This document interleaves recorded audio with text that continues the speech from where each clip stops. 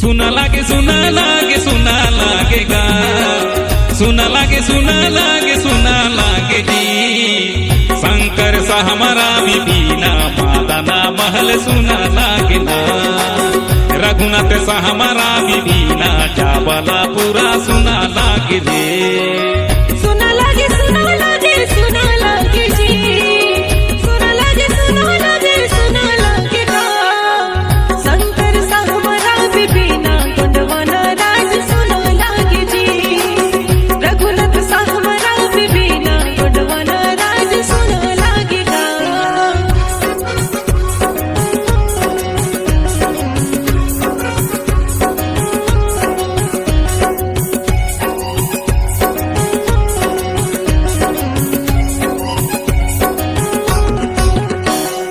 18 सितंबर 1857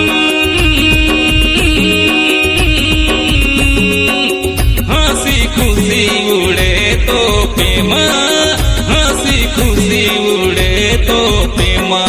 ओहो राजपाट छूटे छूटे गढ़बावन,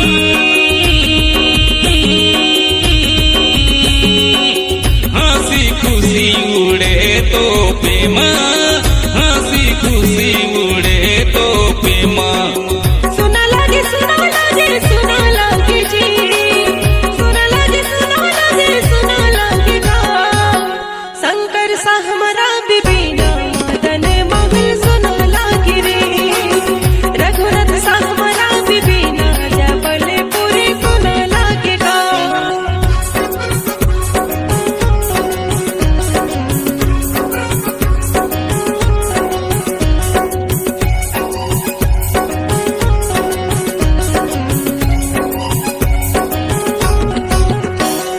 जान जाए पर बचन न जाए,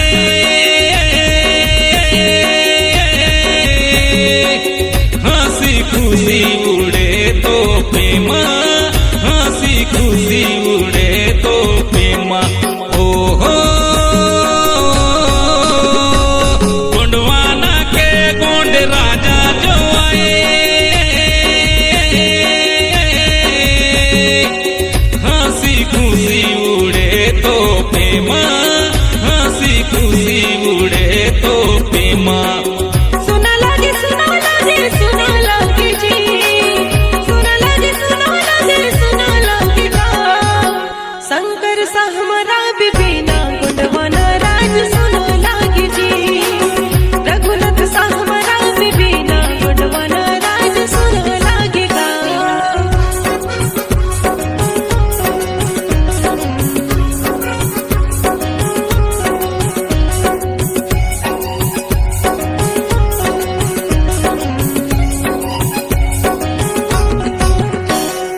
जब तक सूरज चंदा रहे,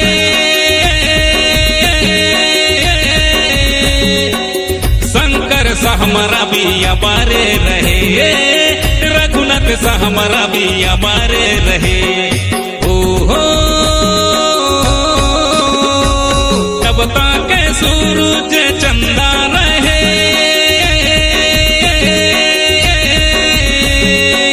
शंकर सा हमारा भी हमारे रहे, रघुनाथ सा हमारा भी हमारे रहे।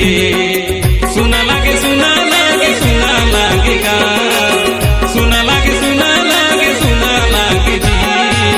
शंकर सा हमारा बीबीना मादाना महल सुना लागे ना। रघुनाथ सा हमारा